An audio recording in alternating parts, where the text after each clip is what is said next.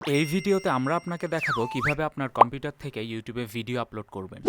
Log in করার জন্য YouTube স্টুডিওতে যান। আপনি যদি চ্যানেল ড্যাশবোর্ডে থাকেন তাহলে উপরের ডান দিকে আপলোড আইকনে ক্লিক করতে পারেন অথবা ক্রিয়েট আইকনে ক্লিক করতে পারেন, তারপর আপলোড ভিডিও আইকনে। এরপর ভিডিও ফাইল নির্বাচন করুন অথবা একাধিক ফাইল যা আপনি আপলোড করতে চান। আপলোড করার জন্য একটি ফাইল নির্বাচন করার পরে আপনি যে কোনো সময় আপলোড স্ক্রিন বন্ধ করতে পারবেন এবং আপনার ভিডিওগুলো ড্রাফট হিসেবে ভিডিও পেজে সেভ থাকবে। এখান থেকে আপনার ভিডিওর জন্য আপনাকে একটি টাইটেল, ডেসক্রিপশন এবং থাম্বনেল যোগ করতে বলা হবে। আপনি ভিডিওটি একটি প্লেলিস্টে যোগ করতে পারেন এবং আপনাকে বলা হবে আপনার ভিডিওর অডিয়েন্স সেট করতে। মোর অপশনসে ক্লিক করলে আপনি অ্যাডিশনাল সেটিংস খুঁজে পাবেন। এই ডিটেলসগুলো যোগ করা হলে নেক্সটে ক্লিক করুন। আপনার মনিটাইজেশন এনাবেল করা থাকলে ইউটিউব পার্টনার প্রোগ্রামের মাধ্যমে আপনাকে নেক্সট এই সেকশনে নিয়ে যাওয়া হবে। আপনি চাইলে নির্দিষ্ট ভিডিওর জন্য মনিটাইজেশন অন অথবা অফ রাখতে পারেন। আপনার অ্যাড সেটিংস পূরণ করে মনিটাইজেশন অন করতে পারেন। ভিডিওর প্রাথমিক কাজ হয়ে গেলে আপনি ডিফারেন্ট কিছু এলিমেন্ট যোগ করতে পারেন, যেমন ক্যাপশন, এন্ড স্ক্রিন এবং কার্ডস। এখানে চেক অপশনে আরও কিছু পাবেন, যেমন কপিরাইট এবং অ্যাড সুইটেবিলিটি।